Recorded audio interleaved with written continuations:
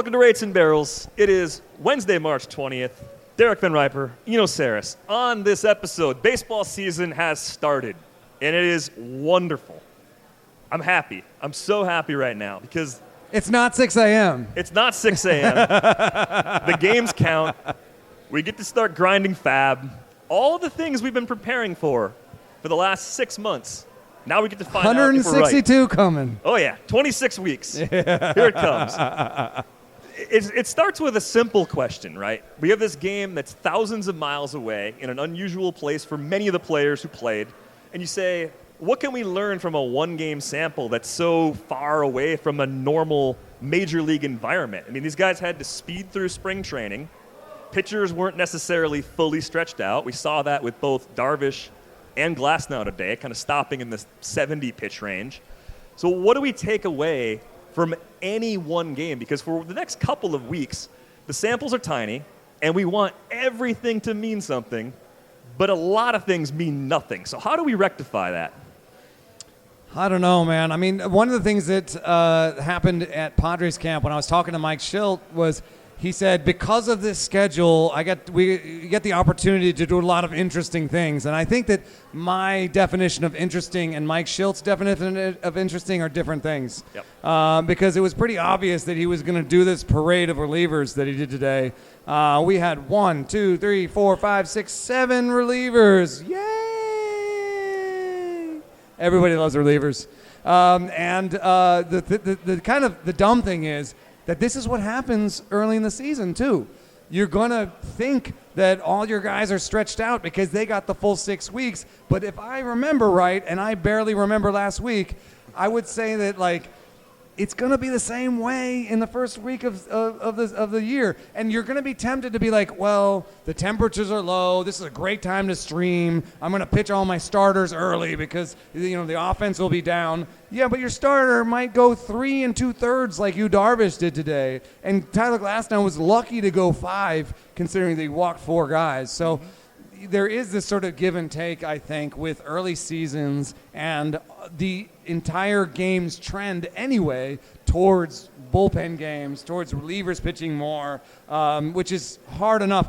The wins today and the losses went to Daniel Hudson and Johnny Brito, who got 1 out. And if your wins and losses are things that you chase in these leagues, and they're going to go to these relievers half the time. So it seems like these are bizarre games, but at least for the first couple weeks of the season, it's going to be like this. So I'm wondering if we learned more about the Padres bullpen by who we didn't see. Did Robert Suarez not actually getting into this game but warming up in the 8th when the Padres were in trouble? Did that give us a good indication that he's their key high-leverage guy that will probably get saves, but occasionally maybe have to work more than 1 inning, or occasionally have to face 2, 3, and 4, or 3, 4, and 5 in the 8th inning, and we'll have someone else sort of sneak in and take the occasional save in this bullpen? I mean, he had the opportunity to come in there, so I feel like we got the B lineup at that point because the reason he didn't come in was because the Dodgers had scored those runs. And so, even in spring, we were doing this silly dance with Mike Schilt where someone was like, okay, if Suarez was given the 9th, what sort of things about him would make him a good fit for that role? And I was like, all right, we're just playing games now. Because I think it was a little bit like Jackson Merrill. They were like, okay, Jackson Merrill has made the flight. He has a seat on the plane. He has a seat on the plane. It's like, no, dude, he's your starting center fielder. You can say it out loud. It's fine. Suarez is your closer. I don't know. There's this weird dance between the reporters and the managers. And yes, the managers do lie, so you can't even really take what they're saying for truth. But in this case, the way that they were acting was that Robert Suarez is a closer. That's how I've been acting all spring. If you have drafts left, Robert Suarez is a closer. That's something we learned a little bit more about today, I think. I think lineup construction early in the season is something we look at, and we try to put a lot of meaning into it, but things are so fluid. Jackson Merrill had 3 hard hit balls in this game.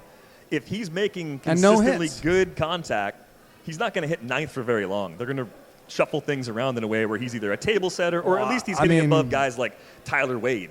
I was going to list the names of players on the Padres that I don't think are good. I won't do that. That's rude.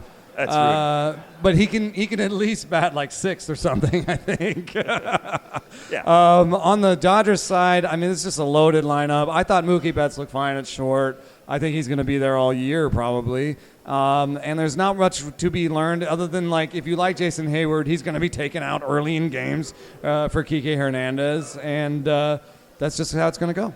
Yeah, that part was expected. Mookie at short is something we didn't really talk a lot about on the pod previously. Given the issues Gavin Lux was having there this spring, it makes sense to try it.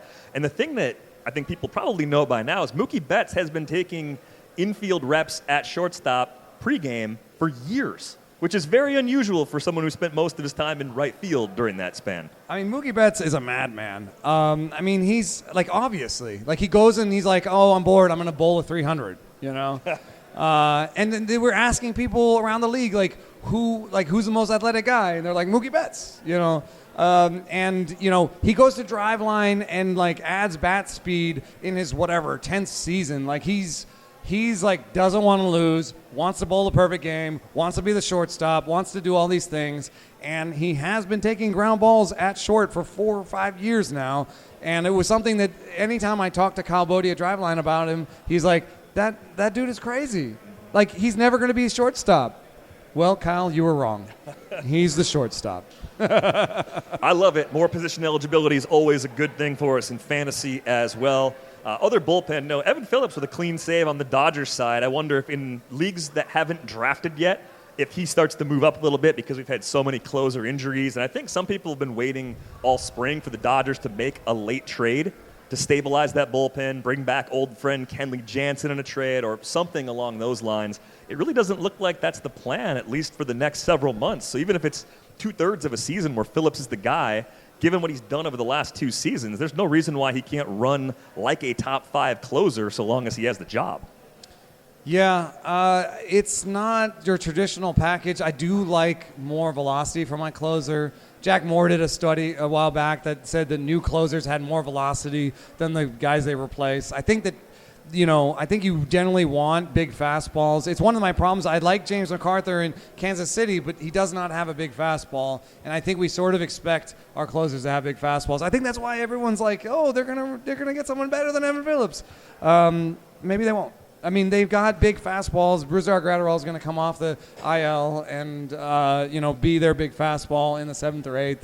And he's not a great mix to be a closer because he doesn't get all his whiffs. So I think Evan Phillips, he reminds me of Clay Holmes as like one of these guys, Andres Munoz, Clay Holmes, and Evan Phillips are my favorite guys to take because I've been waiting on closers. I've not been taking the top closers.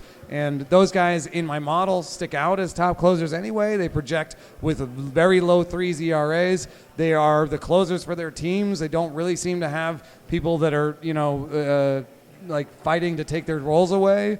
So if you decide to wait, and I think you should, considering how many of the guys we've seen get hurt. Jordan Romano's hurt. John Duran's hurt. Yeah. Who else? David Williams is hurt. Yeah, so... Thank you for all the texts, tweets, emails, and phone calls when Devin Williams got hurt. I'm blessed that you all care enough to make sure I'm okay when bad things happen to the Brewers or to Victor Robles.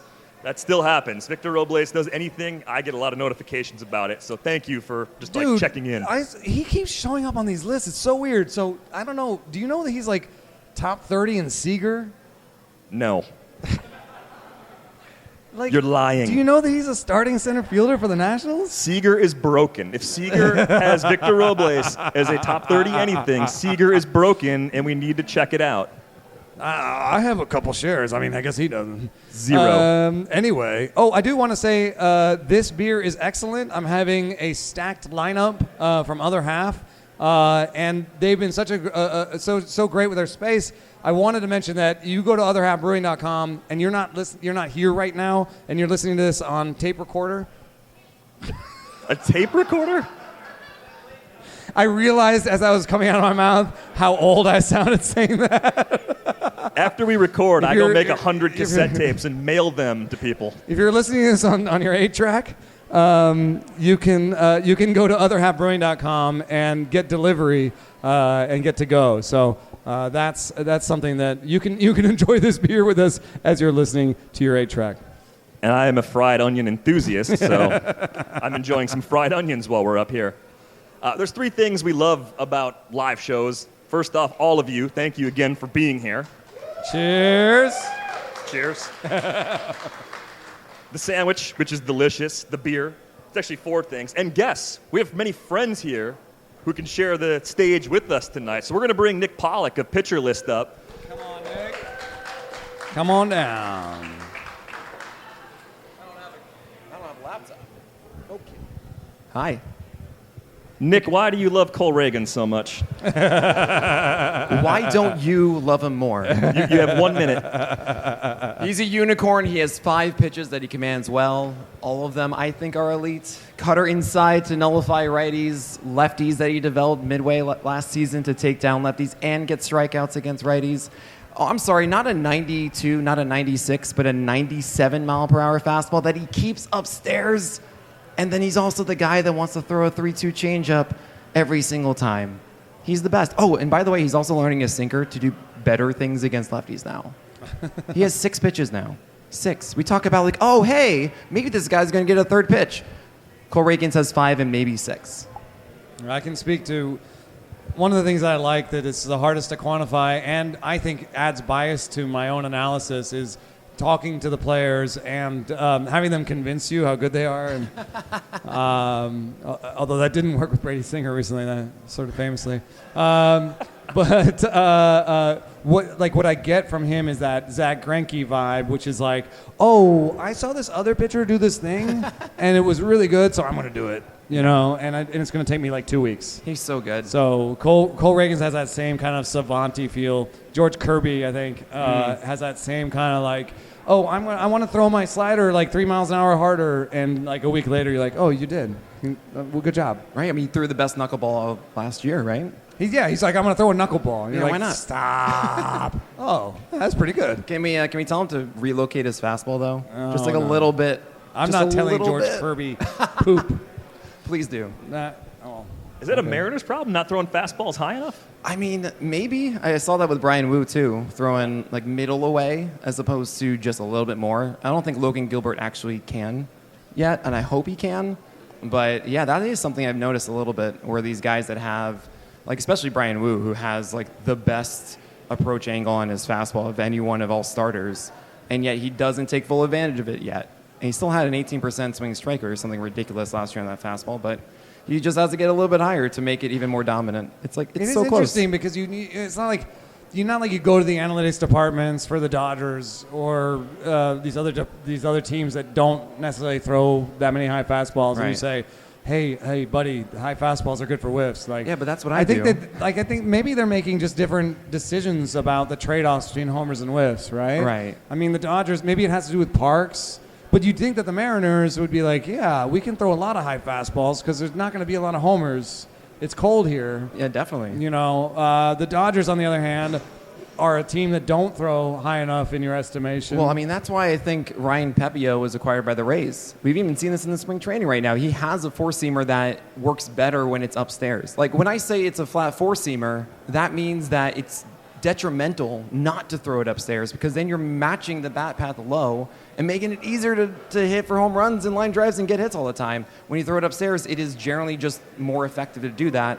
And the Rays noticed this, and we've seen in spring training that Ryan Pepio is throwing way more high fastballs this year in spring than he was all of last season.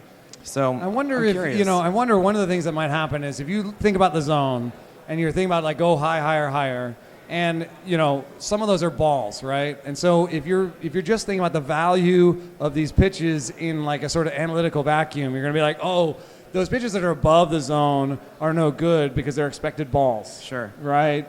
But you think about the spray chart of a pitcher, if you tell him to go higher, you accept a lot of those balls for all the whiffs. And if you go high enough, you avoid those homers. Right. So there is something about like the gunshot nature of a pitcher's spray chart that you can manipulate, and some teams just think about it differently than others. What's interesting, too, is you see like Bailey Ober and Joe Ryan, who are so good at taking advantage of their heaters and throwing it upstairs. Give up like a homer and a half per nine? This is the thing about Joe Ryan, and I think it's really important to understand the context of this is just in a vacuum, it's not that great because like with Joe Ryan, they just decided to sit four-seamer. He had nothing else to supplement it, right? Nothing else to say like stop swinging at this pitch. So fine, it's not as effective, but also Joe Ryan did have a fair number of those fastballs that leaked too far down instead of leaking too far up.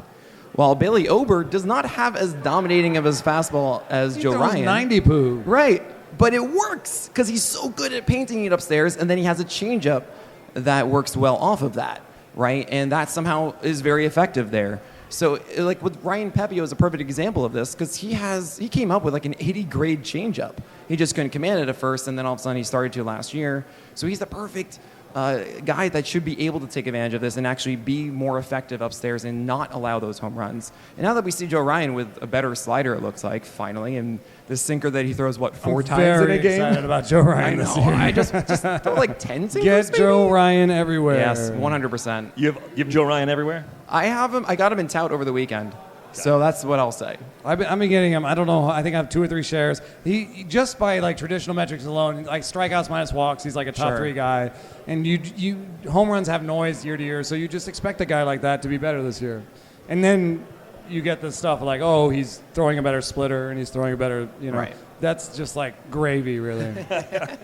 Well, the thing about the high fastball is if you miss up on a high fastball, nothing bad's going to happen. Right. A ball, though. A ball, that's compared to other types of misses, especially in the shadow zone, there are more dangerous places to miss, relatively speaking. Mm-hmm. You miss inside with a kind of flat, problematic fastball, good hitters are going to just rip it. Right. Yeah. And it's a mentality thing, too, is where are you trying to go with it, right? I see some guys, I think honestly with George Kirby, he just wants to throw strikes all the time. He does not walk anybody, right? And he's thinking, well, no, I need to make sure that I don't walk anyone. But honestly, George, you can probably throw more balls and be more effective overall. His hit per 9 was way too high last year, in my view. Like, he's good enough. Him and Blake Snell are like opposites. Complete opposites. So weird. Yeah. Both were pretty good last year. Not bad. So I got a simple question for you. Who is your sleeper for 2024? The anti-Reagan, someone you haven't talked about at every possible opportunity. I know, right? Well, I mean, I've talked about a lot of these guys that are a lot of like the fifth starters on teams that are just really exciting. It's really nice to see like Louis Varland right now doing his thing. There's Reynaldo Lopez getting an opportunity. That's fun. At first, I want to go more like the 15-team side and say like, hey, Michael Soroka is just getting ignored. And that's just a really fun situation for him. When I think about sleepers a ton, too, I'm all about making early decisions. It's the worst thing to do is you go in on a sleeper, and you don't know if they're good or bad for your team for like a month. Hang on too long. You hang on, and also you're missing out on everyone else you could be getting.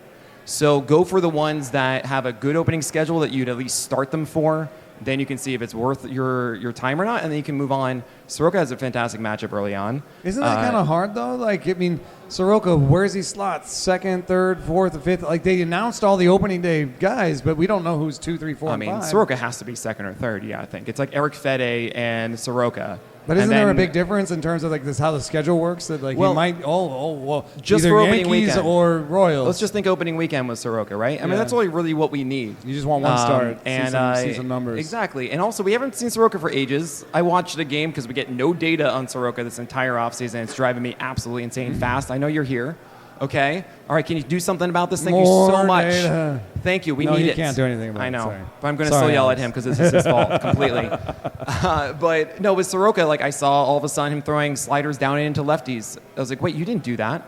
That's like a new put-away pitch for you that you never had before. And he's also throwing the four seam more. Right, which was he was more of a sinker. Yeah. So this is a brand new guy.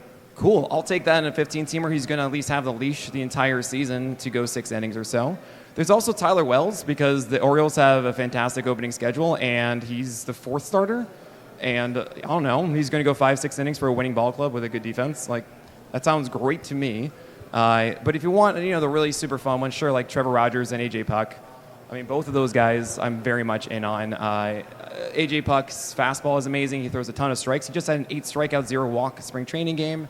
Against the Astros. He's the number 2, I think, right now for the Marlins. Yeah. And then you have Trevor Rogers, who is not going to get displaced in that rotation. Like if Trevor Rogers is looking like he does in the spring right now, which is sliders and changeups that are very effective, yeah, he's going to be there the entire season. Again, another really good opening schedule. I believe they get the Pirates the opening weekend, which is great. I'll take that all day, see how they look, and then you can move on from there. And actually I want to ask you, DVR, how do you feel about DL Hall? Because I love him. I love DL Hall. I think the Brewers are making a consistent bet on command or below average command not being that problematic if your stuff is that good and your arsenal's that deep. It sounds like he's starting the second game of the season. Seems like it's Freddie Peralta on opening day. DL Hall is their number 2. That's amazing. It seems like there's also not a lot of late draft season helium on him yet, so you're getting a lot of ceiling at a relatively low price. I think he does fall into this sort of challenging, tough rank group where it's converted reliever, or at least someone who wasn't a full-time starter last year, and you don't quite know what the shape of the innings is going to be. Like you mentioned, Puck. Puck has been fantastic this spring. Absolutely. I think he leads everybody in strikeouts. All pitchers, Cactus League, Grapefruit Like him League. and Ryan Weathers is in there, and Imanaga, Yeah, I mean, the converted relievers like Jordan Hicks, Puck, Ronaldo Lopez is the 5th starter in Atlanta. Garrett Crochet is another one. He's the opening day starter for the White Sox. Like, to varying degrees, you have a certain amount of faith that these guys will make it as a starter for some or most or all of the season. I'm curious how you rank them. When you make a set of season-long rankings for pitchers that are kind of tough to figure out, are you saying, I'm ranking for the first half because pitchers get hurt, roles change anyway, all sorts of factors could change. Stuff deteriorates, stuff improves. Yep. Like, how far through the season are you really thinking when you're trying to rank players like this? Right. So I am very much about like just even like the first 2-4 weeks, because when it comes to 12-teamers, it's around I'd say the 50th guy off the board. Everyone after that, you look back at your drafts, it's like the 14th, 16th round. Those guys are off your team in like June. You know, you look back at your draft, you do not have those guys on your team anymore, and it's so important to understand that there are so many that you add in season. I do this table every year inside of my rankings saying, like, look at all of the guys that we added in season that were drafted after 270. If you think about it by round, I think by like the 10th round, you fall below 50%. Yeah. They're going to make it the rest of the year on your roster. So go and get value now of someone that has a good schedule, so you're not just like sitting dead weight for 10, 15 days even, because I don't want to start that guy against Atlanta in the first round. Like, then what's the point of drafting him? You're turning down not only someone else that could actually surprise you, but also if that guy doesn't surprise you, then you have an open roster spot for someone else who could surprise you, right? So when it comes to those guys like DL Hall, AJ Puck, I'm going for a good matchup early, and then if I'm not seeing the stuff that I like, I'm just going to cut bait. Don't think about future value so much. Think about the now more than ever. Except for all of us in keeper leagues. Well, I'm not talking about keeper leagues, okay? You're not drafting a best ball league. Yeah. I think there's a huge difference just in 12-team redraft versus 15-team redraft, though, and how patient you have to be, because if you spend the whole winter playing draft and hold, which are usually 15 teams, your brain goes to the absolute depths of the player pool, and some of those guys that you fell in love with aren't necessarily rosterable or startable right away in a 12. So then you trick yourself into thinking you might have more ceiling or more upside than you actually do. Absolutely. And you hold on too long, and you miss out on some guys that have shown process-driven improvement. They have better stuff. They have a better strategy, and maybe they had a better schedule too, and that's what should have tipped you off. But I think that's a huge part of where things can go wrong, is just trying to toggle between different league sizes. Yeah, I could not agree more about that. I mean, I'm putting out an article next week that's just the first 2 starts for every fringe guy after like the top 50 starters. I think my Discord has it now. I was like, I just made the table. Like, it's no article. Here you go. Just look at this. But yeah, Soroka, Wells to me really pop out as guys. I mean, even Eric Fede, I don't know what he's doing. I have no data. I want data really badly. I have some. Not the kind you're looking for. The best strikeout minus walk percentage in the KBO, as far back as Fangraphs has it, is Eric Fede. It's unbelievable. I mean, what would you say his fastball stuff plus was last time we saw him? 65. Like, I don't know. I hate to be like the skeptic, but I'm like, so he added a sinker, and the sinker's 75? Like, I don't. It's a sweeper. It's a splitter. He's throwing harder. It's like I'm just treating it like a different guy. I don't know anything. Bad raw clay. Did you tell him that? You could meme. Yes. Next time I interview him, I'll make. He's like, well, how did you do this from such a bad beginning? You look terrible out there. You're just burning the bridge with White Sox PR, huh? Yeah. So you don't trust the feds? I don't really trust him, no. And I think that park is not a soft landing. Yeah, sure. it kind of changes seasonally. I think early in the year you can stream there a lot more than you want to stream there in July and August. Yeah. I think that's a big difference. That's actually an underrated thing about Cleveland. Cleveland is cold at the beginning of the season. It's a pitcher's park, and then it's not. It's not later. I almost brought up Tristan McKenzie here because. Well, we are Tristan about to. Oh, So good. Keep your mouth shut. I'm going to keep Sir, my mouth shut. I made a rundown. There is a rundown right Okay, here. Okay. Look at it. I don't look at it, but you could try looking at it. Well, I think McKenzie falls into another bucket of tough ranks. It's the post-hype health questions guys, as we call them, because they've shown they can do it. Tristan McKenzie is a good pitcher, a very good pitcher on a per-inning basis. It was a bumpy start. Fastball command was shaky when he first broke in with the Guardians, but he settled down. And here's a fun one for you. Going back to 2020, looking at starters with at least 300 innings, Tristan McKenzie is top 10 in WHIP, which That's is pretty huge. dope. Like, there's all Yeah. elite guys in that Ooh, group. you just gave away an answer to the trivia. Yeah, people forget things really fast. I mean, People forget. I will remember because I'm having onions. You will forget because you're having beer.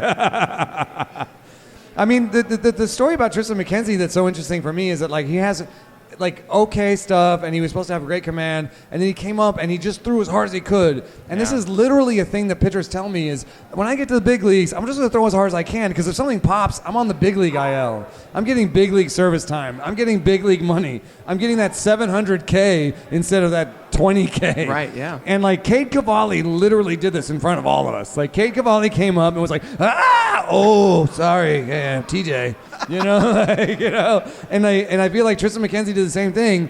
But the thing that there was a really interesting piece by Ben Clemens on Fangraphs recently about two-strike fastballs, and he shows that Kevin Gossman throws his two-strike fastballs harder than anybody compared to his regular fastball, and then he shows that it's maybe not a great deal because his command goes down when he does that. And then he shows that a lot of the other people who do this, their command goes down a lot. I would just say that, like, that might be okay. You got two strikes. You're not necessarily trying to throw a strike. You're just trying to throw it hard. But we also saw their stuff go down. And I think that Tristan McKenzie is throwing so hard that it might actually affect his stuff in a negative way. And it definitely affected his command in a negative way. And it definitely seems to have affected his health in a negative way. Yeah, sure. So, but I also don't want to tell Tristan McKenzie, try throwing 90. Absolutely not. Oh my God. No, don't do that. That would not work. I mean, No. what's interesting about him, though, I mean, we were talking about this yesterday, was Cleveland. I didn't realize this. I mean, okay, every year I look at it and I say, man, who are the guys that really surprised me? Who are the ones that overperformed for whatever reason? And so often, it was the San Francisco Giants for a moment. It was Arizona Diamondbacks, the Cubs a bit. All these guys all of a sudden had elite infield defenses. And I'm really bad at judging who's going to be the elite infield defenses. But you were telling me yesterday about Kai Correa. And Kai Correa was a part of the Giants. You called him, I believe, a genius. I mean, I think Kai Correa is a defensive genius. I Right. mean, he's the guy who made J.D. Davis a passable third baseman. which is unbelievable. So, As Mets fans, you're like, what? Maybe you missed that, but like it did happen. so Kai Correa, being this incredible defensive coach for their infields, is now with Cleveland. And I take that and I go, oh man, wait, Tristan McKenzie's kind of undervalued still. And he also, by the way, him and Nick Pivetta were the two highest in the last, I think, 300 innings in IVB. Pivetta and McKenzie, which explains a lot, honestly, about that fastball a bit for both the players there. But then I'm like, Tanner Bybee, that makes a little bit more sense. And then you have Logan Allen. Actually, like, no one cares about Logan T. Allen right now. No one does. And no one remembers that I really, really liked him. Don't remember that. I think I said at one point he was better than Tanner Bybee. So don't get the receipts on that. Logan Allen is a Toby, Yes, unfortunately. I will Absolutely. admit my wrongs. I can admit I was wrong. But no, yeah, there are these like sort of ancillary things that matter. But Trevor Rogers, great park. Casey Mize, great park. Matt Manning, great park. Yeah. What do we think of the defenses there? Probably the defenses. I mean, who was joking with me just now about how the Marlins have acquired all second basemen? Yeah. The Padres have all shortstops, and we were talking about the Padres have all shortstops, and the Marlins are building a team on second baseman. They have Xavier Edwards playing shortstop. They have Vidal Bruin playing shortstop. They have Tim Anderson, who said publicly, I will sign as a second baseman if you need me to, playing shortstop. So maybe we should bet against the Marlins a little bit, but the park is so heavy in their favor. I mean, honestly, it's just a good schedule early on, and I'll just take it from there. But, I mean, Do you know this off the top of your head? It's Pirates, and then, I have it. I made it this morning. That's good enough. I think it's Pirates and then maybe Oakland. Trevor Rogers at this point is like the Marlins ace because they're all dead. Oh, hey, Ryan Weathers, okay? Sorry. Ryan Weathers, please. He's the number 2. Yeah, he's number 2. I used to think he was number 2. Yeah. But now he might be better than that. I mean, the fastball's a little bit worse now in the last start from spring training. Oh, did it? Did it go down? This is what happened last year, apparently, too. I talked to this with the Padres. Somebody asked me, should I take him with my 800th pick? And I was like, yes. I'm comfortable there. Yeah. 800th pick, yes. Well, no, I want the SB5. Try that. I want the SB5 for the Marlins. Huh? I want Yanni Chirinos. This What? is a complete joke, guys. No, I don't want that. Absolutely not. No. Did he really get sent down? He didn't even make it. I think man. Blank is starting for them 5th. That's really sad. I wanted Yanni to make it. The other group is the guys that pop in a model, Stuff Plus, whatever model you're looking at, and they have bad spring results. So by process, the innings we're getting this time of year seem like they should be better, but it's not working yet.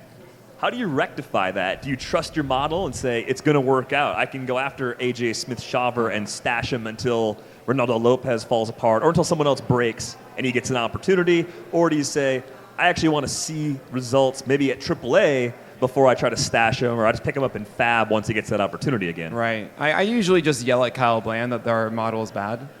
That's what I do. Do better. Model better. All right, this is a leaning, model better. a teachable moment, Kyle. We got to look at this and be like, no, This that's can't not be right. right. No way. This is not right. Although Smith-Shawver was like throwing pretty hard. He was. His and command the was bad. IDP was up, right? He wasn't locating well with his four-seamer, and his secondaries weren't really impressing me.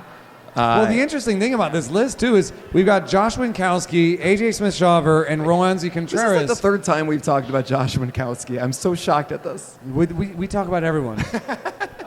But all these guys are 6 starters, huh? Is anybody making a rotation in this list? Well, no. Cooper Criswell is probably above Winkowski. Yeah. And then there's like 10 guys ahead of Contreras at this point. Eric Lauer is he's there. he's Chase reliever. Anderson is there. He's a reliever, I think. Falter is there. Quinn Priester. Some guy named Domingo. I don't know him. Oh, this actually reminds me.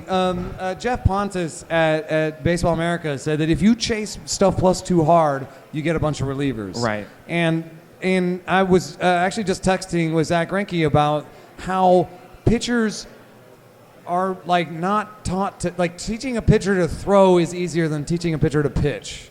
And we just, on the last podcast, did a thing where, what was it, like under 23? Oh, yeah. 100 under 23, innings. over 100 innings. You just don't find guys getting heavy workloads like that. It's just not, it's not happening. I wonder if I'm just getting like a real reliever vibe off of all these guys. Well, I mean, Contreras, absolutely. Yeah, he's out of options, so they got to keep him. If you had to pick one of these guys to be a starter, who would it be? Smith-Shawver does have a more wide arsenal, and you look at Atlanta's depth at the moment.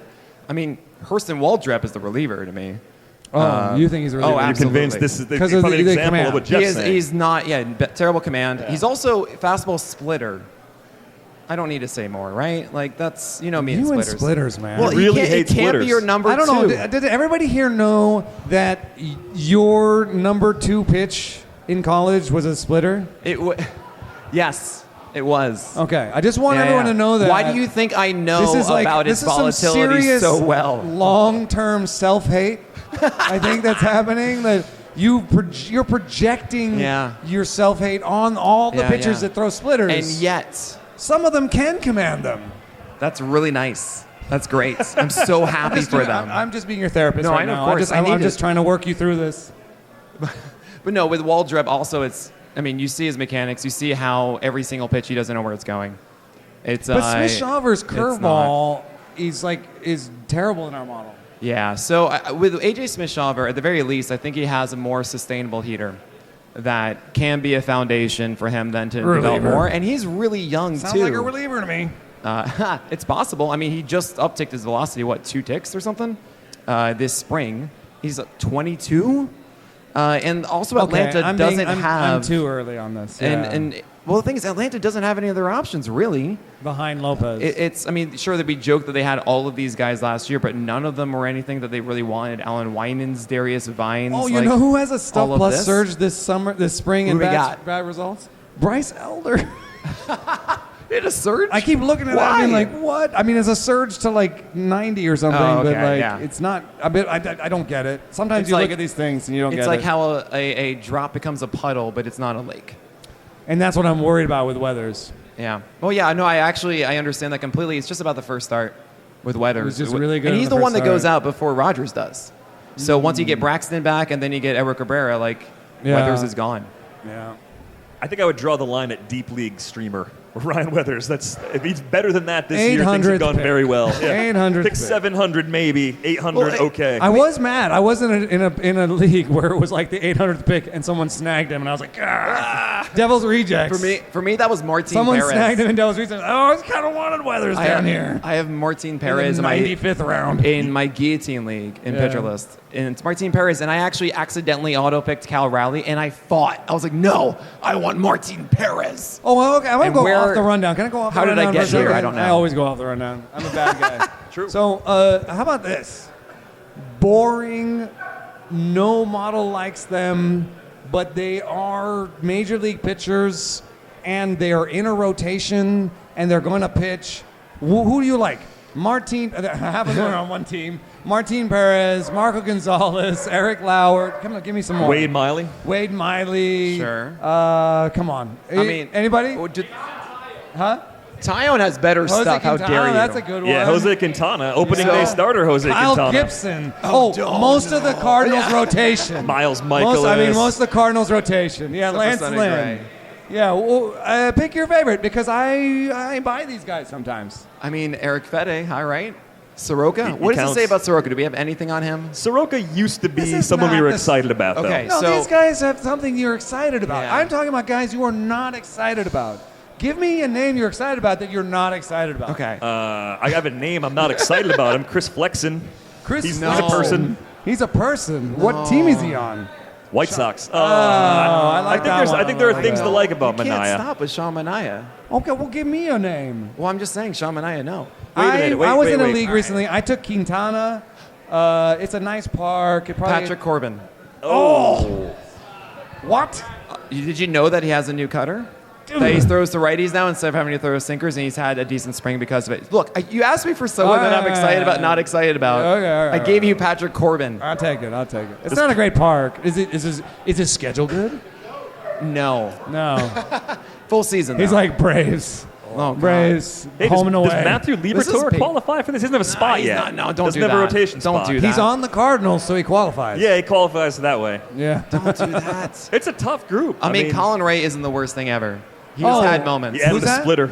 Kyle He's who? had moments. Colin Ray. Kyle who? Colin Ray. Colin Ray. I was thinking Kyle Gibson and no. You were combining Not at people? all. No, I mean, with Jose Quintana was mentioned too. Last year, he actually, when he's able to command four seamers upstairs, change up sliders effectively, like in the Imperial Shuttle, Yeah. right, like the triangle. All right. And This that actually has works. been your wandering off of the rundown. Well, you asked me for exactly this, and I got is- you. And I was not excited about it. No, you weren't. No. You're welcome. Okay. Well, that was boring. I'm gonna stay off the rundown. Oh. But I'm gonna make it more interesting. Yeah. Thank you. Here's some would you Let's talk about rathers. Lance Lynn. We have would you rathers. Dylan Would Cease, you rather? new Padre Dylan Cease, or Yeah. Justin Steele in that pick You 90 said his range. name wrong.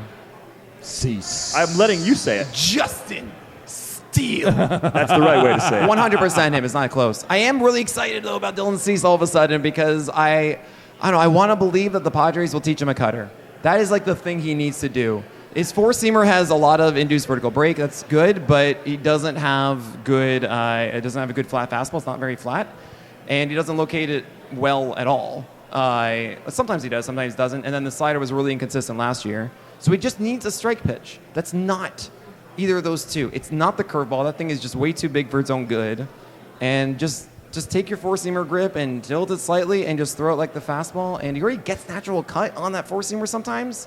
Like just Yeah, but I lean to think that slightly then he'll sometimes. lose the four seam. No, don't say that. He'll lose the They four are good seam. enough to maintain it. Okay. I just think he's got, like, his pitches are better than Justin Steele's.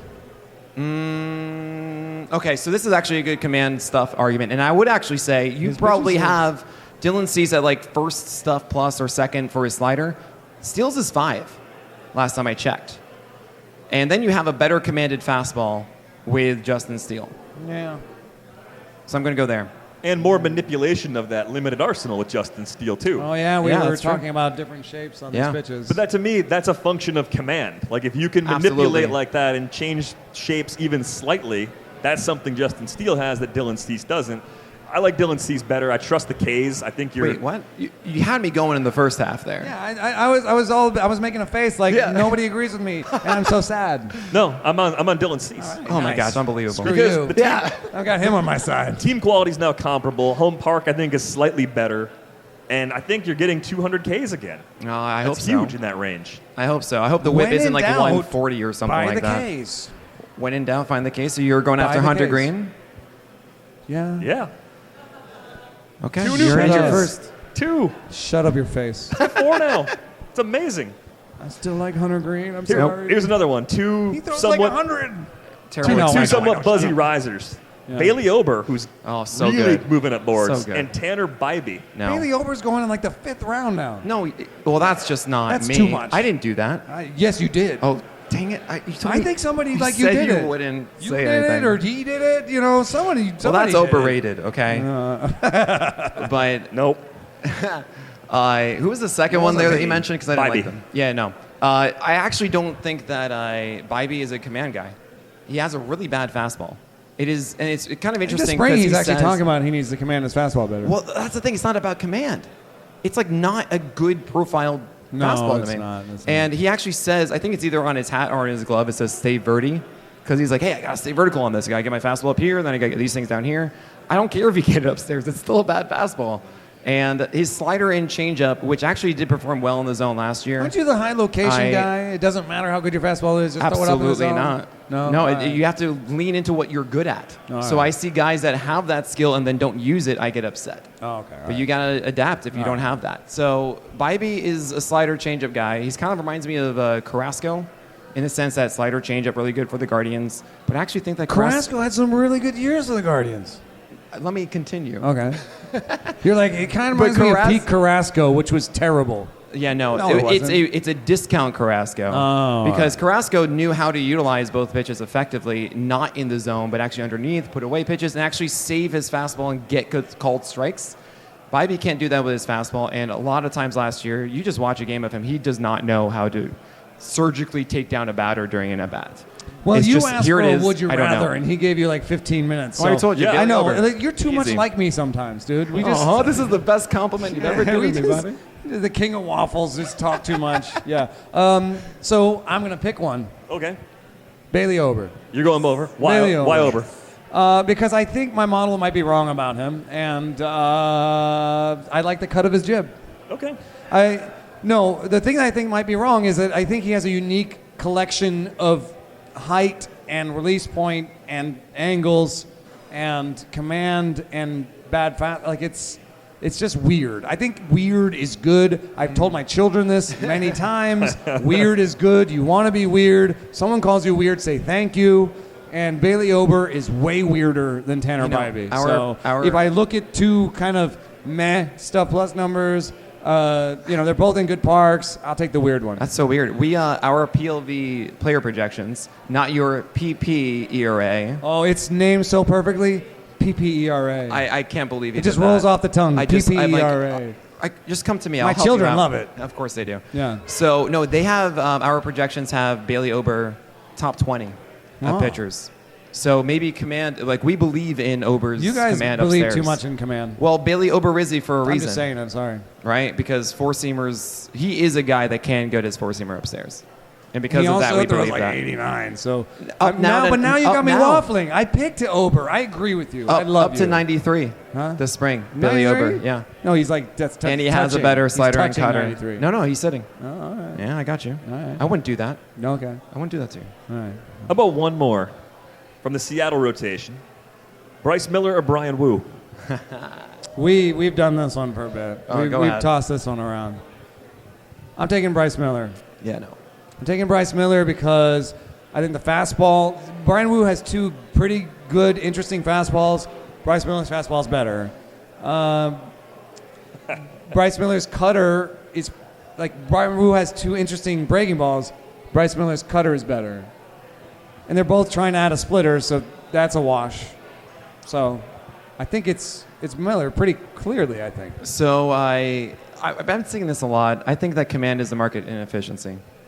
Yeah, I know. You love command. Oh, my gosh. Well, it's fun because you're the stuffist. I am the command-uffist because I like both. No, that's terrible. You got to workshop that one. Yeah, I was trying. Work on that one. Stamand? No, okay. So Brian Wu's, I would actually argue that this is very similar to me of Kirby versus Gilbert. I used to call them Jerby. Now they're actually Kirby and Gilbert separate. And Wu is the better command guy than, coming up they were. They were like, fastball, slider needs to get better. We got to see who has the better command of it, and so on and so forth. And now Kirby's separate from the pack, right? And I see Bryce Miller, and I do not see a guy that knows where this fastball is going. I don't see a guy that can actually adapt and add a new pitch and make that a real effective thing, especially against lefties, where his fastball did not perform well last year. And then I see Brian Wu. Speaking of which, let me just say, yes? Brian Wu had the worst platoon split in baseball last year. He performed so much worse against lefties that he was the very worst between lefties and righties. So who would you rather suggest is going to get better in their second year, the guy who has command or the one who doesn't?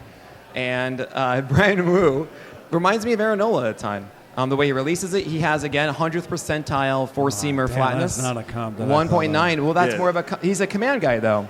That's what I mean, the way he releases it. So that four-seamer, to me, has more of a ceiling based on its flatness and its command than I do Bryce Miller, who I don't actually believe is going to hit that theoretical ceiling of actually being able to spot that four-seamer a ton. We also saw Brian Wu introduce a sinker last year that was incredibly effective against righties and located properly inside arm side. And we saw the cutter and the slider not really act in the way that we want it to. And we normally see second-year development for these guys. These are the kind of things that do grow for command pitchers. We saw that with George Kirby. I think that's going to happen with Brian Wu. And Bryce Miller, to me, I feel like is in this weird place. But Bryce Miller is not like Tyler Glasnow or something. He doesn't have like terrible command. It's not great. It's not something where I think like... It's not how I see it. Wu had a 12.8% walk rate against lefties. Lefties hit 283, 389, 539. This is against Brian Wu. This is against Brian Wu. Those are Tanner Houck splits. He's fantastic against righties, but he's horrible against lefties. So that's going to make or break him. If this is a big growth year, than the four seam. Yeah, he has to figure that out. That's going to be the I key to the absolutely whole agree thing. with you. And I would say that the way that he has his fastball, it should actually be better against lefties. There is room to adjust and tweak there. And, of course, development of the slider and cutter. I mean, I think that's a big thing for both Bryce Miller and Brian Wu. I'm going to bank on Wu being the one that actually is able to figure that out. Fair enough. One more broad question for you. What are you most excited about among new metrics, new tools, new things at your disposal, either at Pitcher List or elsewhere, because there's other stuff popping up in the space all the time? Honestly, I know this is going to sound weird. We are now utilizing PLV into minor leaguers this year, and we're having the tools that we had this offseason that I just really had my enlightenment of like pitch design and four-seamer shape and everything. And we're going to be applying it to AAA players relative to major league players. And oh my God, my job as like a prospect guy who's not a prospect guy is going to get so much easier. I cannot wait. Just be like, oh, yeah, this guy's a good hitter. I just know he is already. That's great. I'm done. I don't need to watch anything. This is awesome. And then pitchers, I can just say, oh, cool, that's good extension, that's good verts, and some people don't like those words. Yeah, I don't like hitters. No. They're cardboard cutouts for us pitchers. You know your this. eyes, man. Never. Don't just look in the stats. See, that's the thing. Pitchers, though, I can do that, and I have the data, and I need that. I need both of those. So that's one of the things I'm looking forward to. And of course, I do think that we'll get better at projecting. Like there's a lot of like. Well, the bust rate on prospects is 50-50, even on the top ones, and we're not that good at knowing who's going to be good. I do think that we're going to get better at projecting them if we have these stats for the minor leaguers. And I think that we've seen teams act this way, where like certain guys are untouchable and certain guys like Asturi Ruiz are just passed around, because they get to see their hard hit rates and their barrel rates and they're like, so I think that we can get a clue sometimes in like a twice traded player. You know, that's like two teams being like, we have a little bit more knowledge than you do. We have these numbers, and we've decided to move on. So I do think that we're going to get better at prospecting if we add some of these some of these metrics in the minor Who do I leagues. need to talk to make sure that every AA stadium has StatCast too? Not Alex Fast. Don't talk to him. He never gets anything done. What? You guys are just harsh to our friend Alex. No. We love Alex, and I would say in his defense, this is not actually something that like the league office could just mandate and get done. It's a complicated process of agreements between teams and the league and the people that provide the technology. And so, you know, when you have, like, for some reason we have single A parks, that's like an agreement between teams that have single A Hawkeye that just decided they're going to share that data, and so we have access to it. It's not that there's not Hawkeye in all these stadiums, there mostly is, but a lot of those teams would rather keep their AA Hawkeye proprietary and make like single trades. So they'll do things where like, oh, you give me the Florida State League and I'll Hawkeye data, and I'll give you, and a lot of times like AL, NL, so like, or maybe the Padres and Mariners will be like, you give me Florida State League, I'll give you this league, and they do that in college too. So it's a complicated place out there for data in the minor leagues. I'm just happy actually to get AAA and to get a little peek into single A. And I don't know that this is actually headed towards us getting all of the minor leagues, because there's still a competitive advantage. There's still all these agreements in place. So I don't know exactly where it's headed, but I do. There's a cool new search function. Mike Petriello is coming tomorrow. He'll talk a little bit about this, but a cool new search function where you can do some hard hit stuff on Savant. That's mostly AAA and a little bit of single A. Maybe we'll get little bits of leagues as they add. That'd be amazing, like get like Dominican winter leagues or something. Like, but we won't know what's coming, and it'll be some weird agreement between teams to be like, fine, let's just put it online, and it won't be like Alex Fast be like, can you please put this online? It won't matter what Alex says about it. I know, but here's the thing: I have this really good trench coat, and if you tell me where to go, I've got a good mustache I can put on. You know, we can make some back deals. You know, we can make it work.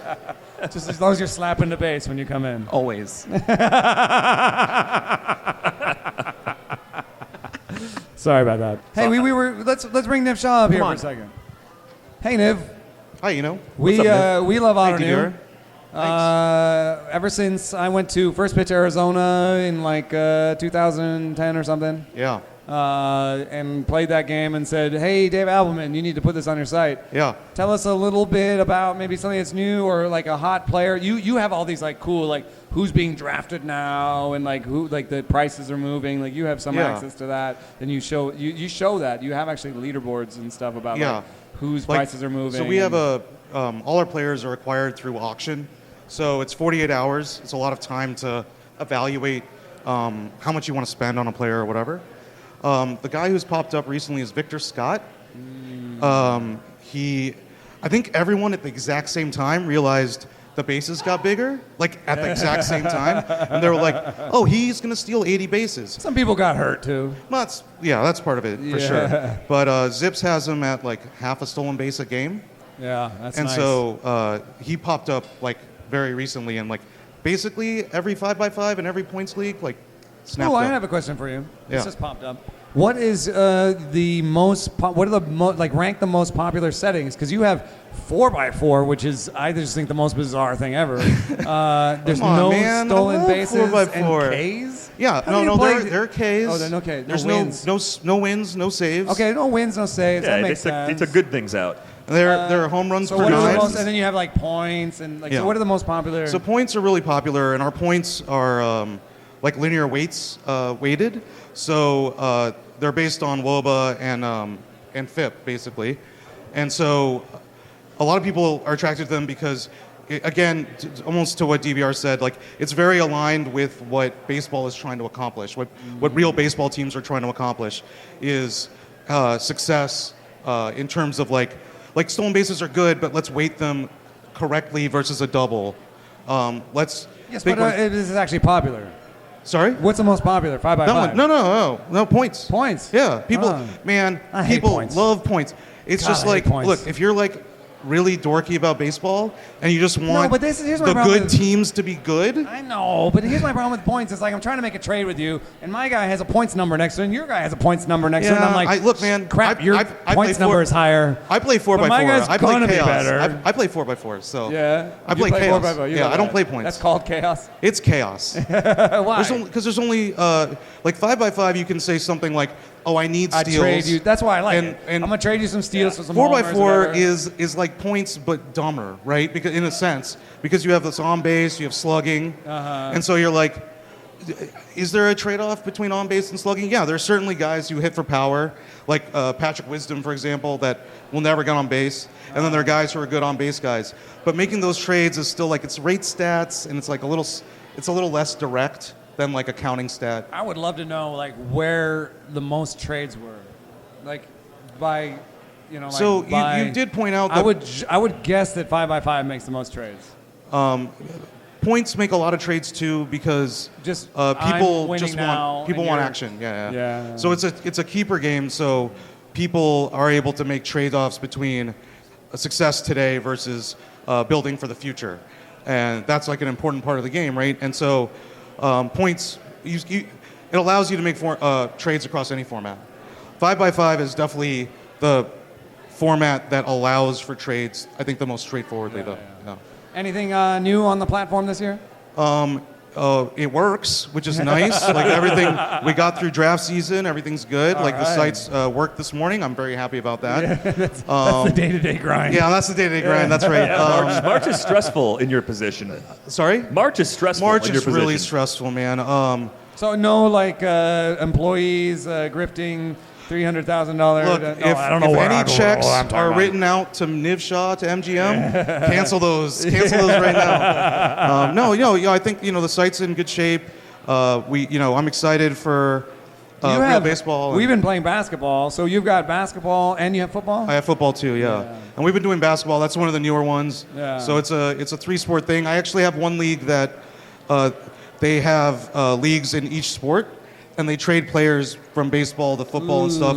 It's crazy. That sounds terrifying. Kind of like a League of Leagues thing. Yeah, it's intense. That's very cool. Yeah. How about a sleeper? You mentioned Victor Scott kind of being targeted right now, but who do you like? Who do you think is on the 'cause you verge have of a leagues. breakout? Yeah, so I don't know if my guy's a sleeper anymore because I've floated his name out a little bit, and a lot of people are like, oh yeah, that's if a lot of people tell you your sleeper is a good sleeper, he's not sleeper anymore, right? Yeah. But I'm a Cleveland guy, and I'm really excited about Shane Bieber this year.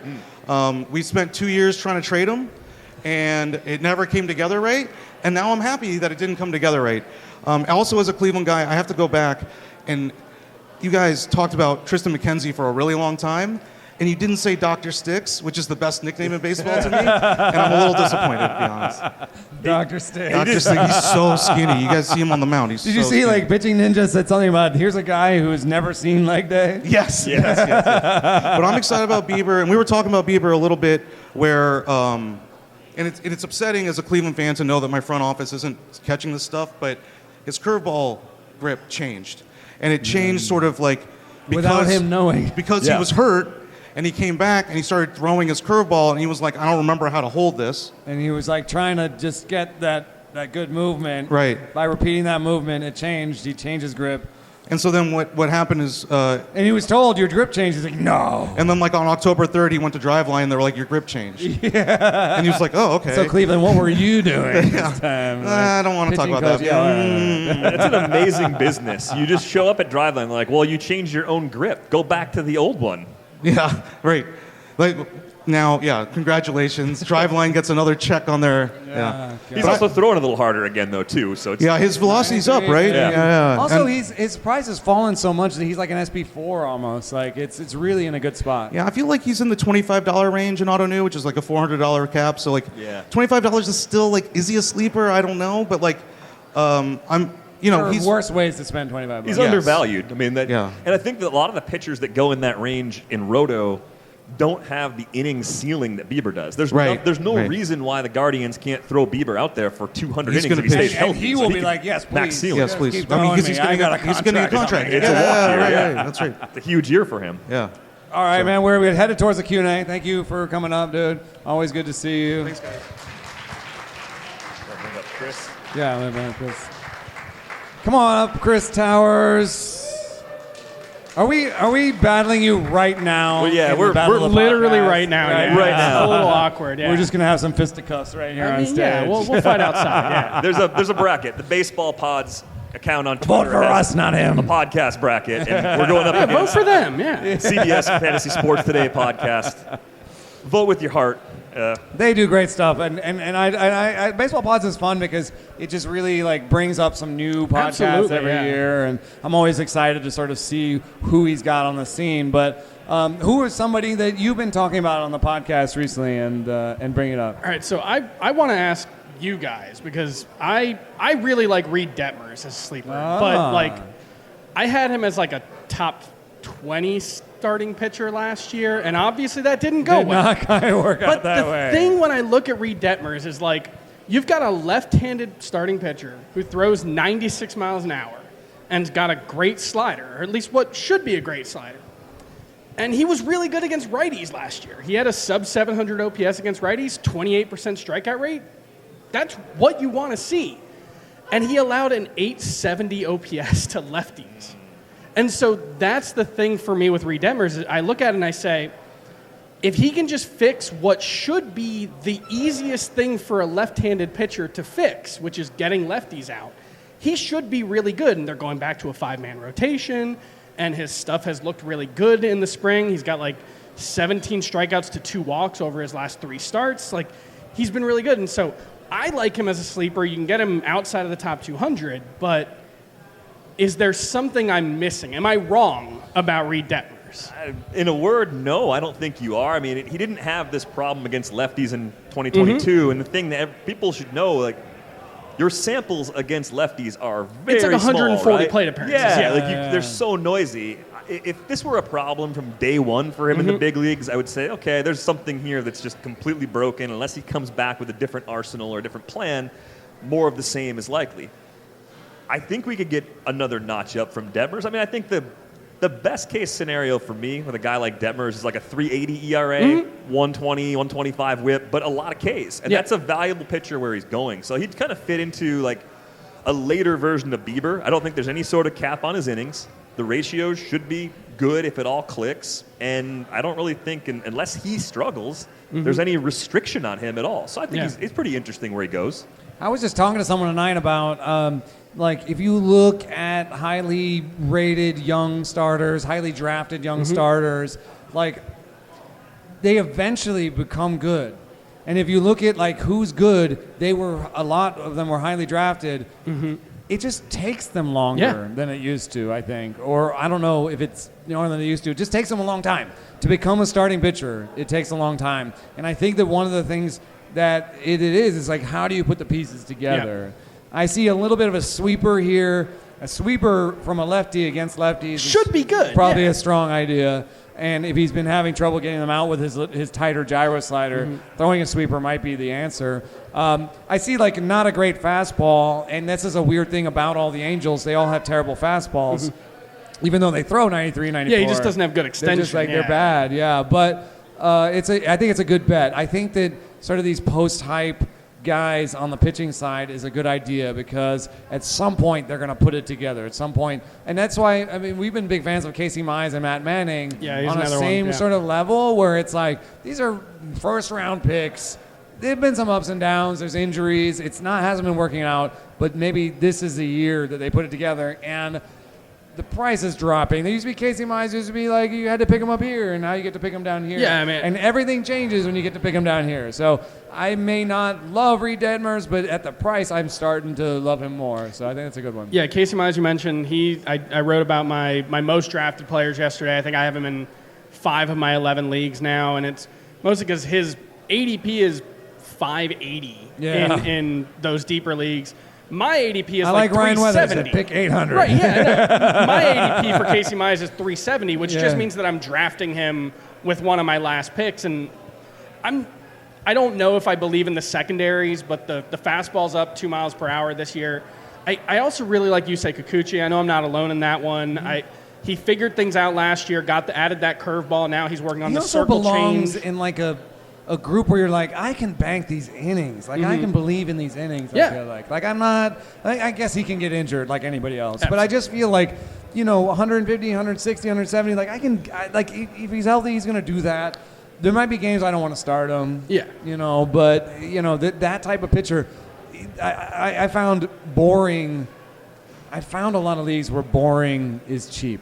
Yeah, and you say Kikuchi is kind of on the boring but side. the thing with Kikuchi is you compare him to like Nick Pivetta, who's got a decent amount of helium this year, and they kind of had similar stretches last year where like the final 110 or so innings, for Kikuchi it was like a low 3s ERA. For Pivetta it was more mid 2s, high 2s, but 11 K per 9, good ratios. I struggle with Pivetta. I want to believe, but I was there in 2019. I was ranking him as a top 25 starting pitcher, and I just can't see the ERA getting below 4. Like, I can't see the path to it, even if he gets a bunch of strikeouts.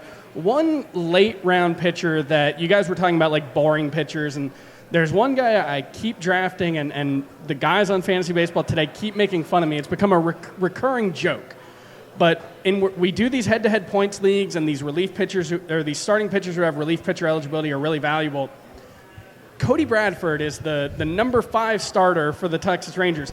I don't know if he's good, but in this format where you're in a rotation and you're relief pitcher eligible, the number 1 relief pitcher last year scored as many points as like the number 19 starting pitcher. So if you can get a decent starting pitcher. I love these like very specific niche cases. Yeah, I love, and so am I just being silly? Can Cody Bradford I put be Cody something? Bradford as a deep league sleeper for any league. So, I think it's worth it because he's going to get some runway. He's going to get at least a month or two before all the other guys come back. Yeah. And a lot of times you're just trying to buy a guy for the first couple months because you don't know what's going to happen the rest of the year. So, yes, love it. I mean, if he has a 4.2 ERA, he might win 12 games if he stays in the rotation. Like that is a nice offense. Yeah, that's exactly it. So the circumstances are really good there. And he's just searching for a breaking ball, and you're like, cycle through them, man. Cutter, like just try something. There's got to be something out there for you. So I like that. I like that call. Yeah, that's nice. Those are some of my guys. Yeah. Sweet. We got to move it up to Q&A, and you have to get dinner. I do have to go pick up dinner for my wife. Yes, thank you. Thanks, Chris. Thank you. If you have questions, there's a big concrete pillar right back over here. Tim McMaster, shout out to Tim for producing tonight, has the microphone. Head on over to the microphone. We'll take Q&A. Any questions you have for either one of us about pretty much anything, really. I think anything's on the table.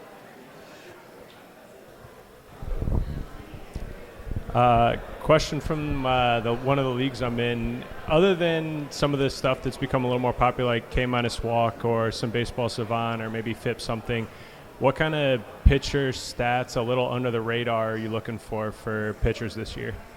I'll start with one that's not, because I almost just got there when we were talking to Chris.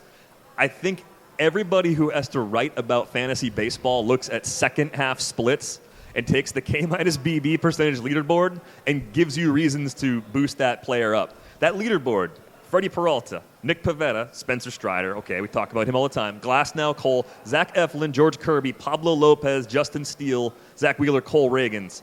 That's a ton of people that everyone likes. Christopher Sanchez is 14th on that list. Kenta Maeda, baby. Kenta Maeda's up there, right? You say Kikuchi. I think it's useful. I think I would use that as a means to dig into those players. Did they do something different? Did they add a pitch? Did they have more velo? Was there a reason why they got better? Or was it just a good half? Sometimes it's just statistical noise. The actual answer to the question, I'll let you have a crack at that one. I really like Alex Chamberlain's website. It's a terrible name. It's like Pitcher Leaderboard version 6. We should help Alex Just with look marketing. at, like, He's if you very actually smart. go to his Alex Chamberlain, what is his Twitter handle? Dolph Haldgren? Yeah. Is that a reference to something? Huh? Homestar Runner, okay. Hey, Homestar Runner's timeless. So you go to @Dolph Haldgren, look in his, is it HAUD? You're not helping. I'm not helping. All right, anyway. Sorry, like Alex. an old man. Anyway, sorry. Alex Chamberlain, Twitter. Go to his thing. There's a tableau. What's nice about it is you get IVB in IVB fashion, which you don't get anywhere else. Picture List. Picture List, not a well-known site. You have to really look for it. Some guy named Nick Pollack runs it. I've never heard of him. There are some fun things you can do at Alex Chamberlain's site that you can't quite do it at Picture List yet. You can find comps. You can do sorting by certain IVB, certain metrics, and he's got some fun tools. So I would just take a look at it. I spend too much time on Brooks for a site that's way out of date, really hard to use, takes forever to load. I don't know why I'm talking about it. I still use it though because in certain ways, the graphs load quickly and you can see changes over time quickly. So I can get on there really, if we're on the podcast and I didn't look at the rundown and he says a name, I can get on Brooks Baseball real quick and be like, oh, he's lost 3 inches off his fastball. It's almost easier to do that. Savant takes forever to load. But Savant's a good one. These are all tools that I use. Yeah, you're using Internet Explorer on a Mac. I don't even know how you did that, but that's where you're at text-wise. On the hitter side, I have some interesting ideas. Robert Orr has a shiny that has a damage rate that's kind of like a dynamic barrel rate, and he also has Seeger, which is a really good plate discipline stat, and it's all sort of sortable, and you can play with it, and there's a lot to learn off that site. Like Victor Robles has a top 25 Seeger. You brought that up twice. I don't even bring him up anymore. Anyway, these are things you come up with. He's not the Bobby Orr on Twitter. Let's call up Ellen real quick. Ellen Adair, come on up. No, I'm only asking you because I've forgotten all the details of the thing I was supposed to say. So please say that thing, and you can give us a sleeper or a question, whatever. Ellen Adair, everybody. We love Ellen Adair. Hello, everyone. Yes, what Eno is so kindly referring to is that my new friend, Keith O'Brien, has written a brilliant book about Pete Rose called Charlie Hustle, and it is coming out next Tuesday, and so there's going to be a book launch event at the Upper West Side Barnes & Noble, and I am going to be talking to Keith about his book because I was also the audiobook narrator for the book. Cool. So yes, if you prefer to listen to instead of read your books, you can also listen to me read it. And good for runners like me. Yes, and it's a really good book. I think Keith makes a very compelling argument. How does he deal with the things we don't like about Pete Rose? Oh, he just puts them in the book. Yeah. All of them, good. Yeah, it's very. Does Pete Rose like this book? I wouldn't think he does. Oh, okay. It's going to be a very large book. Then I like this book, maybe. Yeah, well, I think it's very balanced. Well, I mean, he's such a good player that it's so hard. And then I think it's just really interesting in this time period that the things he did that got him banned for life, we're now trumpeting. MLB Network is like the pick of the night, and then you're watching your local broadcast, and they're like, oh, I think he's going to hit more than 2.5 bases tonight. My over of the night is... And you're like, okay, but Pete Rose sucks and he has to be banned for life, I guess. But this is where we are now. Yeah, it's a point that O'Brien makes in the book very well, that the thing that has ostracized Pete Rose from baseball is a thing that is now heavily endorsed, right? That you could be at a baseball stadium placing a bet on a game, and that is the thing that got him banned. I don't personally think that betting on baseball is in the top 10 bad things that Pete Rose did in his life, which you can also find out about if you read the book. But that is the thing that got him banned from baseball, and so I do sort of think that particular thing, yes, is maybe unfair. Do you want to give us a sleeper? Aaron Nola? Is Christopher Sanchez good? Yeah. Yes, I will give you a sleeper of Christopher Sanchez. Harder? I wouldn't think so. I don't think so I mean, either. look, yes, exactly. He's a lefty. If he can throw any harder, that's always going to be good. The changeup is so excellent. It's so good. Yes. Have you been watching in the spring? Is it worse because he's throwing harder? My life has been very complicated recently.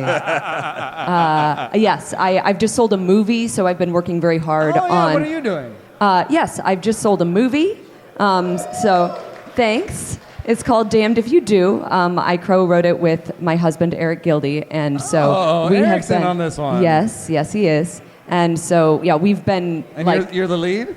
I am not. I'm not the lead. They're trying to get somebody fancier than me for the movie. And look, that'll be good for my career as a writer if they can. A little bit. I mean, if they can get somebody genuinely fancier, then I'll be able to see, look. But you're going to be like, is that person fancier than me? Yes, I might be. We'll see. Yeah, it's a indie production company and $1 million budget, so we'll see who they can get. Yeah, Do you it's see very that speech? exciting. The guy at the Oscars said we should be making $500 million movies instead of Yes. one $500 million. Although I movie. didn't actually watch the Oscars because I've been just completely wow. underwater. That's but how I busy was you are. aware. Yes, that is how busy I am. I was aware that he said that, and I am aware that Christopher Sanchez is throwing harder. All right. Yes. Thank you. Thanks, Alan. Any more questions back there? Yeah, we'll take more questions from the back. All right, so I have two questions. Question one is, so over the past few years, like the trends just seem to be more and more towards pitchers having filthier stuff, but less of a sense of where it's going and less ability to stay healthy. Is there anything you see on the horizon disrupting that, or is that just where we're going forever and ever and ever? And pivoting off that, question two, if an 18-year-old Greg Maddux was a senior in high school right now, where would he get drafted in July? Ooh. I like the second question a lot because I've never thought about it before. I feel like he'd be a 12th round pick. We still have a 12th round? I mean, like, he would get I'm pushing overlooked. back on this, dude. He would get completely I overlooked. think he threw at least 93, 94.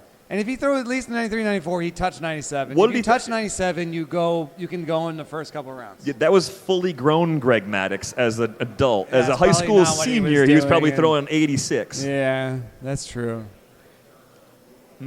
But, I don't think the stuff models would hate Greg Maddux. Maybe. He threw a sinker. Would they see like a Kyle Hendricks? Oh. Is that what they would see at first? Where did Kyle Hendricks go? That's funny. On the first question, there is one sort of tipping point that we have reached, which is that starters and relievers are now pitched the same amount of innings. So I don't think you can push the reliever button any harder. It's like the rat with the button. No, the dopamine button. Oh, dopamine. Yeah, they'll hit the dopamine button until they die. Like I don't shoot. I don't know if baseball's gonna die in this one. I don't know. Anyway, so I don't think you can hit the reliever button any harder than you have, and I think that you start to see the limits of bullpen games, and you start to see the limits of how far we can push this. Like the Giants, like really trying to, like even the Rays, like you're starting to see the limit of like just have a Johnny Holstaff every game. We'll just figure it out. We're starting to see the limits of that. So I don't think you can hit the bullpen thing any harder. When it comes to stuff over command, I actually turn my eyes to Theo Epstein and say, you need to do something about this, Mr. Epstein. You need to change the rules. You need to implement a switch rule where the DH has to come out of the game when the starting pitcher comes out of the game. And I think something like that could just make it harder for teams and be like, okay, when my starting pitcher comes out, I lose the DH, then I have to pinch hit or the pitcher has to hit. Nobody wants to see that anymore. We're done past that. So you're going to be like, maybe I would like to get Jordan Montgomery and have him pitch into the seventh so that my DH can hit further. So I'm looking a little bit towards like sort of fiddling with the dials. There's certain roster rules. One thing that I don't like about the roster rules is that MLBPA is going to get involved. So if you said something like you can only have 11 pitchers on your roster, MLBPA would be like, well, no. Those are jobs. We don't want to lose those jobs. But there's some stuff maybe about active pitchers. I'm not sure that'll work, but like active pitchers for tonight, like you have to pick 5 pitchers to be active for tonight. Maybe a 6th emergency pitcher. I like the double switch rule. I'm just looking for baseball to do something with the rules because, listen, I like when I tell my kids, they like I have a younger kid who cannot lose and will cheat and will change the rules and do whatever. I'm like, just tell me what the rules are and I'll beat you. This is what I tell my 9-year-old. But this is also what I think analytics squads do for teams. It's like, just tell me what the rules are and we'll beat you. So there's no NGM is going to say, let's throw it softer. There's none of that's going to happen. So you just have to change the rules so the analytics squad says, maybe we do need more Kyle Gibsons. No, we don't need more Kyle Gibsons. It's like that 4 mentions. Yeah, I'm sure he is nice. I'm not sure Lance Lynn is so nice. We'll take some more. As an Orioles fan, I definitely concur that we need more Kyle Gibsons, even if I'll never take him in fantasy. Yeah. So Chris touched on my point a bit, but I guess my question is more like, how and when do you choose to hedge when you are not just a little bit, like severely off from the fantasy community? Like my special sauce, I have Matt Wallner like weirdly high, DL Hall like in my top 30 if I just went by based on like my actual projections for it and the numbers. And obviously, it would not be helpful for me to rank these people there. And I know you do the same with like Cole Ragans and Edward Cabrera and a few others you're not like in on. But like, when do you choose to do that essentially, and how do you balance that? So I think when I rank players, I'm ranking against the market. So if we have somewhat reliable draft data, and it changes, of course, over draft season, if Matt Wallner is going around pick 300 consistently, and I had a model that said he's a top 150 player, I'm probably taking him at 250 because I'm going to make sure I'm going to get him, but I don't want to overpay grossly. I want to leave a little bit of buffer because the further you go down the board, the more likely it is someone else is going to just jump up a player that you might like, right? People tend to break away from ADP the further down they go. So I think it is sort of tempering what your model spit out with what the market's doing and then saying, okay, I'll pay a round or two more, maybe 3 rounds if I really have a total outlier sort of thing. That's how I tend to handle it. I think there are also like YOLO rounds, as I call them, where once you have like, I don't know, something like 8 hitters and 4 pitchers, YOLO, baby. You know, just like take the guy you want because you never know, there might be somebody else in your league who also has Matt Wallner at 150, and he's playing that same game. He's like, oh, I'm going to take this guy. So I think, you know, there are certain points. I was talking earlier about after 10 rounds, you're dropping below 50% that player is on your roster all year long. And so I think that's the YOLO switch for me, is that I'm just going to, once it's 50% that guy's even on my roster at the end of the season, let me take a guy I like. So I hate to be, I don't want it to make it too binary. There's some feel when you're in the draft rooms, see when other people start taking shots. There'll be other people who like other players, but you'll start to see big jumps in ADP in your draft at some point, and you can just be like, oh, okay, we're doing it now. It's time for Matt Wallner, baby. It's time for DL Hall. So it's a little bit of feel, but it's also just a knowledge of like when you stop building your core, which should be guys that you think will be on your roster all year, that you believe in, the projections believe in, everybody believes in, the market believes in, to when you switch to like taking some chances. Sorry that it's not more definitive, but there is some feel involved. It's like knowing the room. You know, there's some knowing the room involved too. Yeah, like beyond the people you play against, if you know them, that certainly helps. If you don't, that's where ADP kind of gives you some idea of what the group is thinking. Hey guys. So my first question is kind of a 2-part question, but the first part of it will be, 1, do my Detroit Tigers have a pitching factory? And secondly, in the event that they do you think this gets properly taken into account when we're looking at fantasy valuations? Which teams and organizations are churning out pitchers and maximizing their output, and teams that conversely don't, where they're, you know, missing the mark on their talent? And I just, in a fantasy context, is this taken into account? Because I kind of see that sometimes it's not. We're looking at individual talents so deeply. And, that's my question. And before I log off, I'll say if Scott Harris and Chris Illich are listening, give Chris Fetter a lifetime contract, please. Thank you.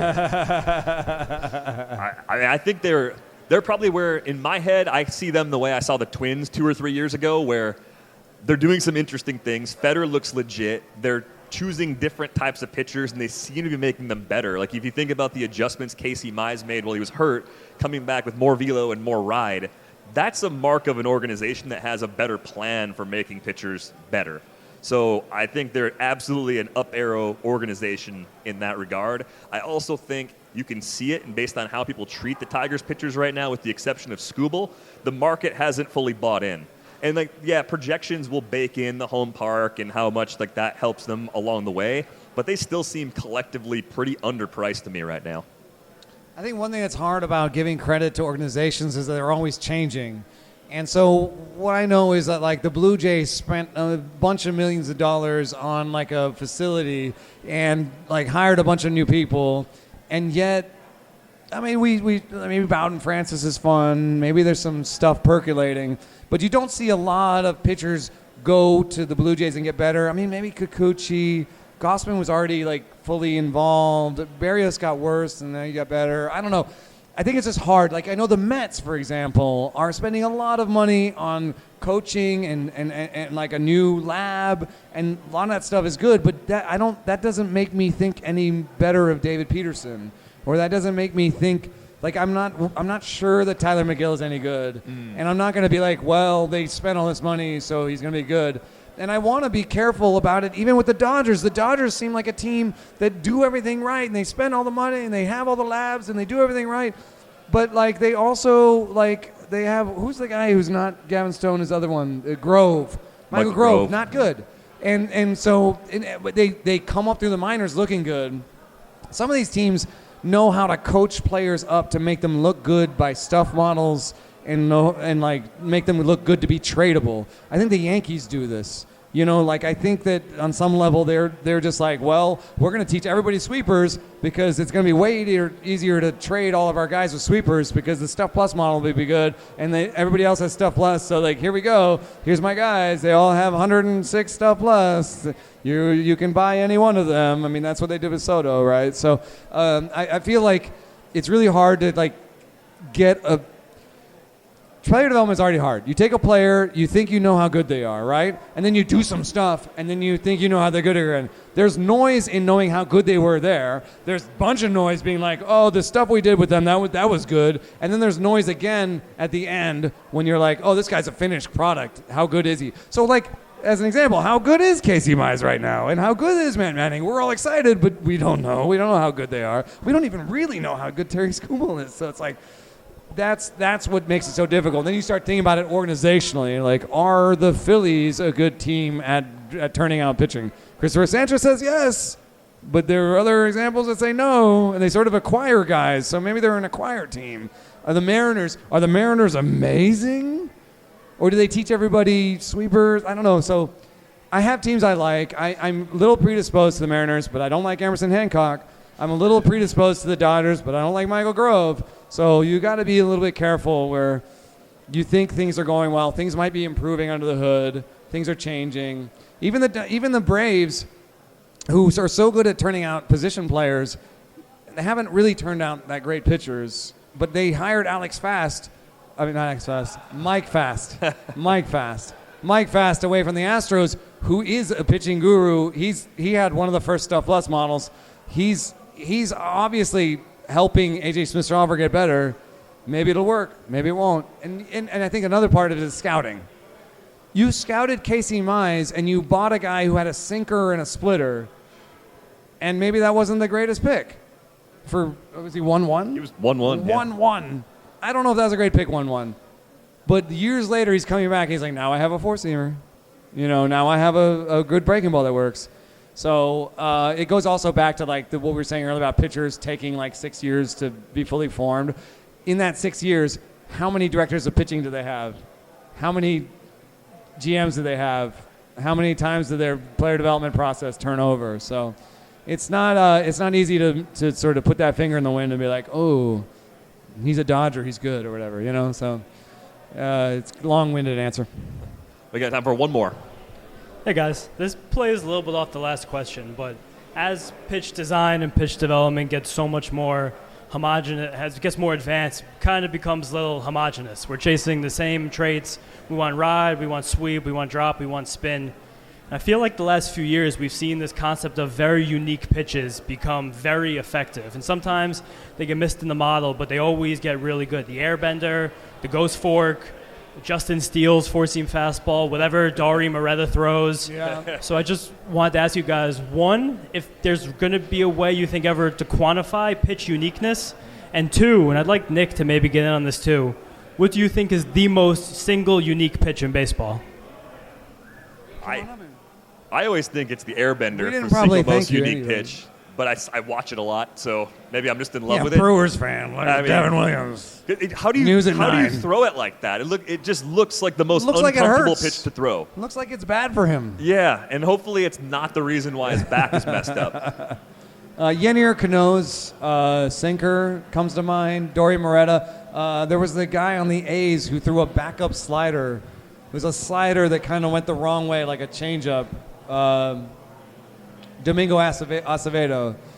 I think that to some extent those pitches can be found out. The league can see enough of them, especially if you're a starter and you're throwing that pitch a lot. The league can figure it out.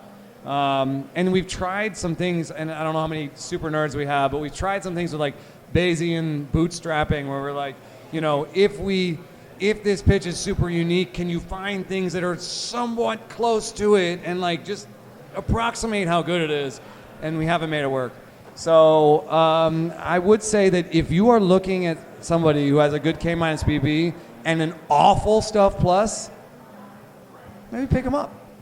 I don't know. As a father of Stuff Plus, like, maybe pick him up. But weird is good. It's like you said earlier. Weird is good. Weird is good because hitters don't like weird. Hitters don't like things they don't ordinarily see. And as long as that stuff works within But that Eric pitcher's Fetty's arsenal, 65 it's fine. Stuff Plus, no, that's not good. Well, yeah, that's not good weird. That's not bad That's the weird. rare bad weird. It's really hard to think about this. Like Zach Gallen's cut change was one of the weirdest things I've ever seen, which he can't replicate. He has no real idea how that happened, but that did happen, and I still think about that every day. Well, Kyle Hendricks messes up models because he can do it. Right. Gosman's splitter is the weirdest thing ever to me. You've seen that grip that I can't do it. It's like and he does it with such consistency. And that I think also using that grip is why his splitter is as consistent as it is, because it isn't a traditional one. And he's able to do that effectively. I don't understand why anyone ever does the Vulcan changeup. It's just the stupidest, hardest thing to do. Kyle Loesch, baby. Let's just make a splitter harder to do. And let's throw that at Kyle Loesch. Oh my gosh. You want me to mention him before with like the not exciting but exciting guy? If you want to do a we didn't start the fire of all the crappiest Brewers I've watched in the last 20 years, be my guest. Is Matt Garza in I there? always love him for Matt Garza belongs in there. Yeah, he does. I still have a gif of him How shouting about into this his though? mitt. Like, you actually pitched. I you call me Mike? I was never any good.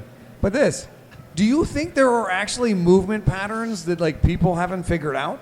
Oh no. Are there like really like, I tried to do this once. And I was like, if it was almost the screwball. It was like if you could make a pitch go like this.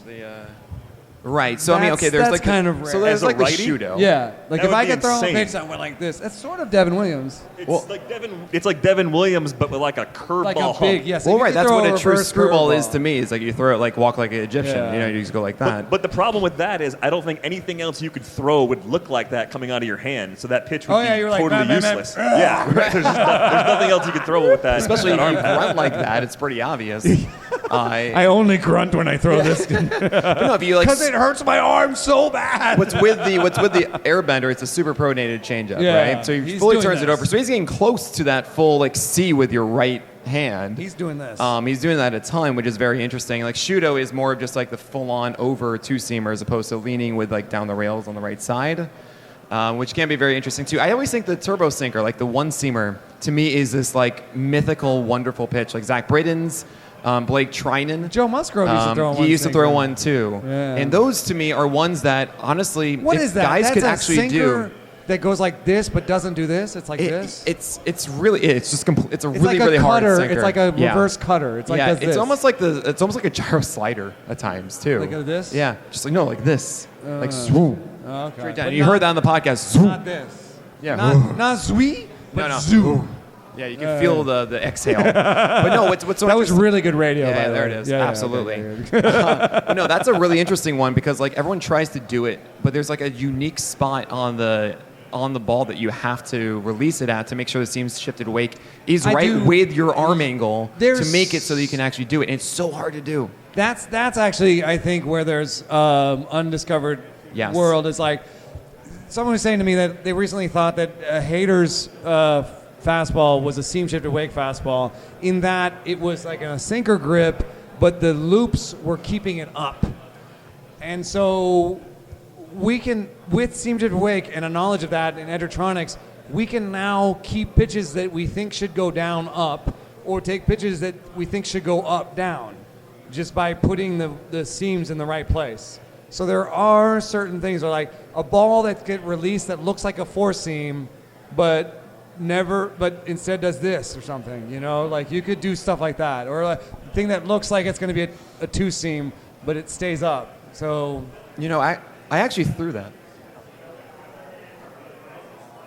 That's slightly different. I think there might be some seam shifted wake in that actually, because he's doing seam shifted wake to make the ball go down, except he pitches upside down, so it goes up. I actually used to throw that four-seamer that would drop, but that was when I was in 9th grade and threw 50. Oh, yeah, because the ball just went like this. Gravity. I've seen lots of those. I watched Little League. The ball just goes like this. I'm like, what's the pitch FX on that? Not good. It'd be funny, though. Just break that out in the major leagues and be like, whoa, I haven't seen that since the Little League. Oh, my God. It just went like that. Well, it was in Rookie of the Year, right? That's just a floated pitch. Well, we didn't say this earlier, but thank you so much. Oh, no, thank you guys so much for having me. Of course. And thank you guys. Yeah. Thanks to all of you for being here. Thanks to Tim McMaster again for producing this episode. Thanks to our friends here at Other Half for taking great care of us. Chef Ryan made an awesome sandwich. Thank you for the bulgogi apparatus. I saw you with a sandwich in your hand. That's going to do it for this episode of Rates and Barrels. We're back here tomorrow at 6:30.